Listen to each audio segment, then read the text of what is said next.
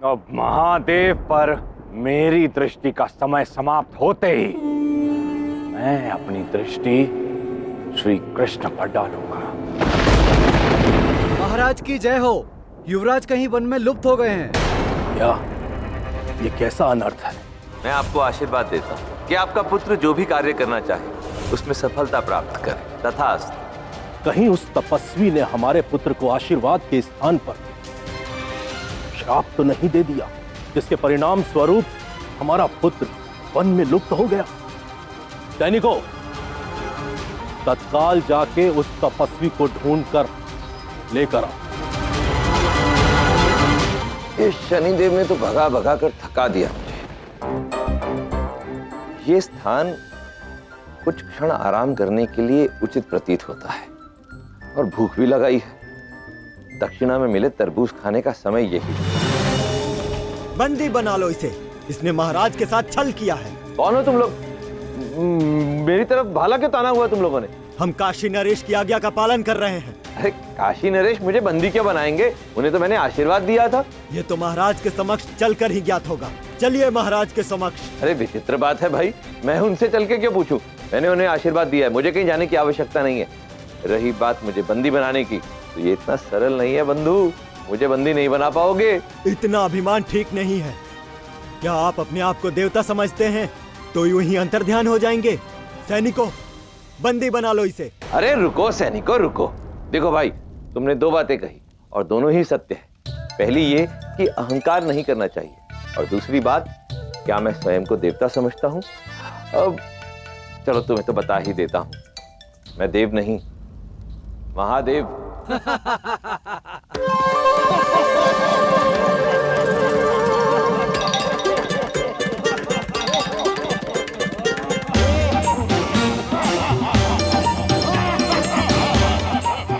ये क्या? मैं अंतर्ध्यान नहीं हो पा रहा। ये कैसे संभव है? अच्छा, तो आप महादेव हैं। हाँ तब तो आपको अंतर्ध्यान होना ही चाहिए था। हाँ। कोई बात नहीं, आपका ये कार्य हमारे सैनिक कर देंगे। बंदी बना लो इसे। महादेव के नाम पर असत्य बोल रहा है ये। मैं अपनी सभी शक्तियां अपनी अर्धांगिनी को सौंप कर जाऊंगा। उसके पश्चात मैं पृथ्वी पर एक साधारण मनुष्य बनकर रहूंगा। मुझे तो ये स्मरण ही नहीं रहा कि मैं अपनी सारी शक्तियां देवी पार्वती को सौंप कर आया हूं। अरे रुको, मुझे बंदी बनाना चाहते हो ना? परंतु पहले अपने महाराज से पूछ लो, वो खड़े महाराज। इतना भाग सकते हैं, भाग लीजिए महादेव। शनि की दृष्टि से बच नहीं पाएंगे आप।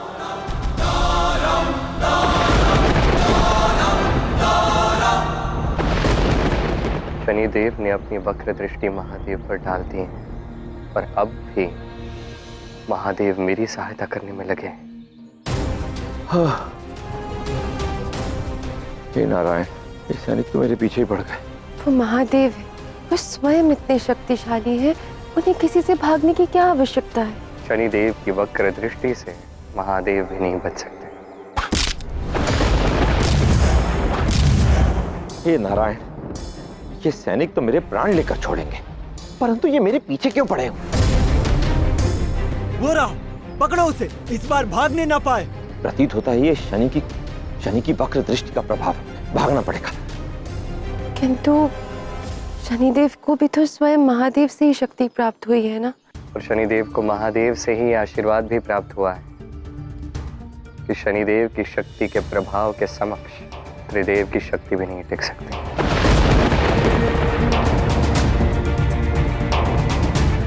तो क्या महादेव शनिदेव के समक्ष असहाय है? यदि सत्य कहूँ राधा, तो शनिदेव की वक्र दृष्टि का प्रभाव महादेव पर पड़ेगा। ये प्रभाव होगा तो तत्पश्चात शनिदेव आएंगे मुझ पर अपनी वक्र दृष्टि डालने। बच गया।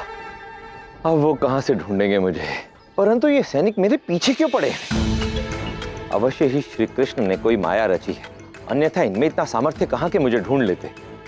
परंतु अब मैं सुरक्षित प्रतीत होता हूं, थोड़ा विश्राम कर लेता हूं। सैनिकों, बंदी बना लो इसे। देखो, अब महादेव पकड़े थोड़ी ना जाएंगे। मेरी दृष्टि के प्रभाव से वो युद्ध करेंगे और इस युद्ध में मेरी दृष्टि का प्रभाव का समय समाप्त हो जाएगा और उसके पश्चात मैं श्री कृष्ण पर अपनी वक्र दृष्टि डालूंगा। शनिदेव की वक्र दृष्टि से महादेव अधिक समय तक मुझे बचा नहीं पाएंगे। तुम भी सज्ज हो जाओ।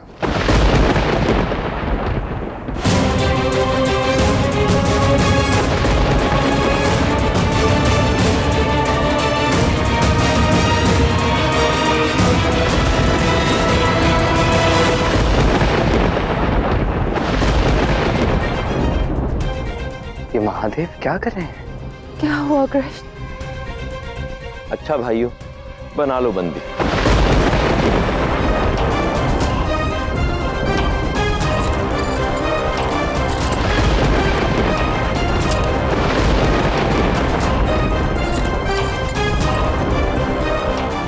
मैं अपने प्रण से किसी भी प्रकार पीछे हटने वाला नहीं हूँ श्री कृष्ण। क्या कर रहे हैं आप महादेव? आप देवों के देव हैं, मेरे आराध्य हैं, और एक साधारण राजा के आदेश पर आप बंदी बन रहे हैं। ये दृश्य अत्यंत दुखद है।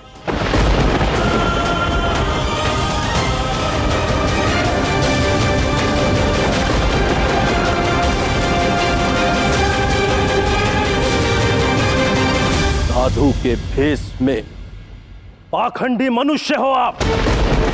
आपने मेरे पुत्र को आशीर्वाद नहीं अपितु श्राप दिया है। बताइए क्यों किया ऐसा? क्या कह रहे हैं महाराज आप? अब मैंने तो आपके पुत्र को आशीर्वाद ही दिया था। मैं तो सबको आशीर्वाद देता हूँ, मेरा स्वभाव ही ऐसा है। और स्वभाव से मैं अत्यंत भोला हूँ, इसलिए सब मुझे भोलेनाथ कहते हैं।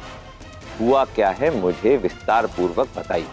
मैंने अपने पुत्र की सफलता के लिए आपसे आशीर्वाद मांगा था, किंतु अब मेरा पुत्र और उसका मित्र वन में कहीं विलुप्त हो गए हैं। ये कैसा आशीर्वाद है? अब ये मैं कैसे बताऊं महाराज? देखिए, मेरा दिया हुआ आशीर्वाद सदैव सफल होता है। अब आपका पुत्र और उसका मित्र कहाँ चले गए हैं, ये मुझे कैसे पता होगा? देखिए, वो बच्चे हैं, अवश्य ही क्रीड़ा करते करते कहीं दूर निकल गए होंगे। कुछ ही समय में वापस आ जाएंगे। चलो भाई, मुझे खोलो। महाराज बोलिए ना। किंतु मेरा पुत्र कहाँ है तपस्वी? महादेव, मुझे आपकी इस क्रीड़ा का अंत करना होगा, अन्यथा श्री कृष्ण पर मेरी दृष्टि डालने का समय निकल जाएगा।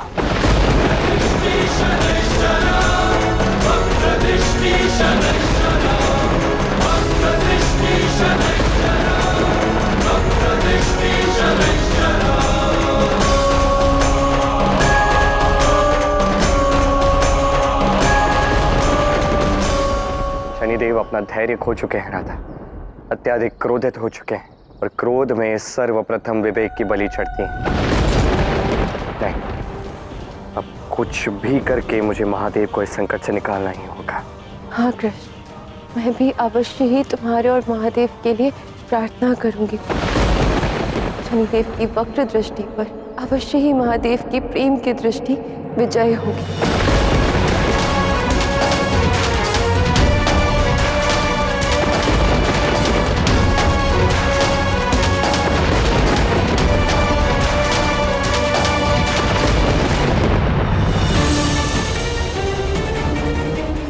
तपस्वी, आपके इस झोले में क्या है? लो, आप फिर से भूल गए। आप ही ने तो 2 तरबूज दिए थे मुझे, वही रखे हैं झोले में। तरबूज बाहर निकालो। महाराज आप भी देखो भाइयों, महाराज को अपने दिए हुए उपहार पर ही संदेह हो रहा है। अब झोले में तरबूज नहीं होंगे तो फिर क्या होगा?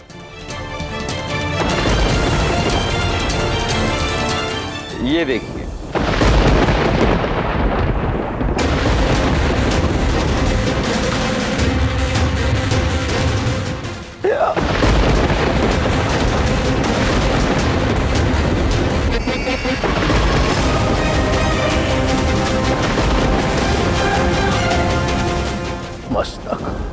मेरे पुत्र का मस्तक।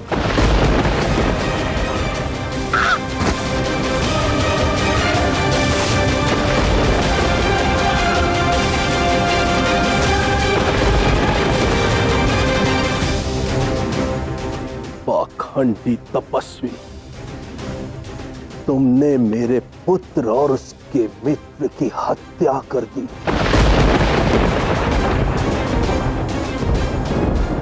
नहीं नहीं नहीं नहीं महाराज, मैं भला क्यों आपके पुत्र की हत्या करूंगा? ये मिथ्या है। आप जो हाँ, ये सब शनि का कुप्रभाव है।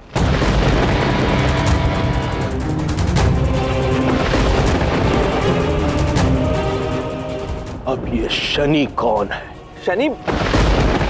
अब मैं आपको कैसे समझाऊं कि शनि कौन है और उन्होंने ये क्यों किया है, परंतु इतना समझ लीजिए महाराज कि ये घिनौना कृत्य मैंने नहीं किया। असंभव! इस पाखंडी को समस्त प्रजा के समक्ष मृत्यु दंड दिया जाए। मृत्यु दंड? महाराज, मैं निर्दोष हूं, मैंने कुछ भी नहीं किया। मैं सर्वथा निर्दोष हूं। शनि को ले जाओ, इसे कारागार में और बंद कर दो। महाराज कृपा कीजिए, ये अवश्य ही कोई त्रुटि हुई है।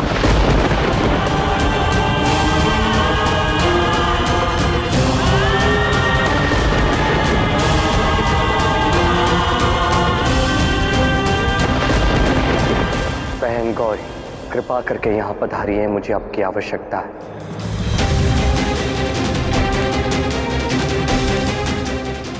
महादेव के साथ ऐसा अन्याय? शनिदेव को रोकने के लिए आपको महादेव की शक्तियां लौटानी ही होगी। महादेव ने मुझे शक्ति लौटाने के लिए मना किया था, किंतु अभी अति आवश्यक है कि वो पुनः अपनी शक्तियों को अर्जित कर ले।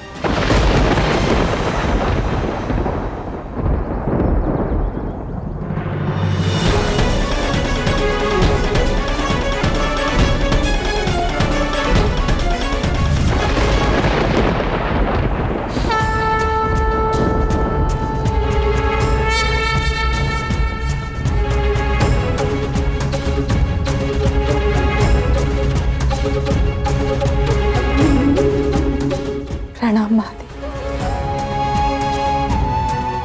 महादेव, अब ये सब समाप्त कीजिए और अपनी शक्तियां पुनः ग्रहण कीजिए। नहीं गौरी, मैं पीछे नहीं हट सकता। मैं अपने आराध्य की सुरक्षा हेतु यहाँ आया था, वो मैं करके ही रहूंगा। ये तो आपका उनके प्रति प्रेम है, किंतु महादेव आज वहां कैलाश में हमारे विवाह दिवस के उपलक्ष्य में सभी गण प्रेत उत्सव हेतु आपकी प्रतीक्षा कर रहे हैं। गौरी, गण प्रेतों को थोड़ी प्रतीक्षा और कर लेने दो। उनसे कहो कि महादेव धरती पर अपना एक दायित्व निभाने के लिए आए। तुम तो जानती हो कि श्री कृष्ण के प्रति मेरी श्रद्धा अटूट है, उसे मैं किसी भी मूल्य पर टूटने नहीं दे सकता। यदि मेरी शक्तियां मेरे साथ नहीं है तो क्या हुआ, मैं अपनी शक्तियों के बिना ही संघर्ष करूंगा।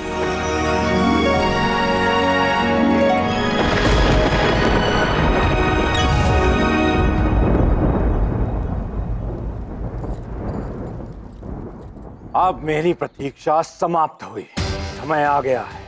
मैं अपनी दृष्टि कृष्ण पर डालूं।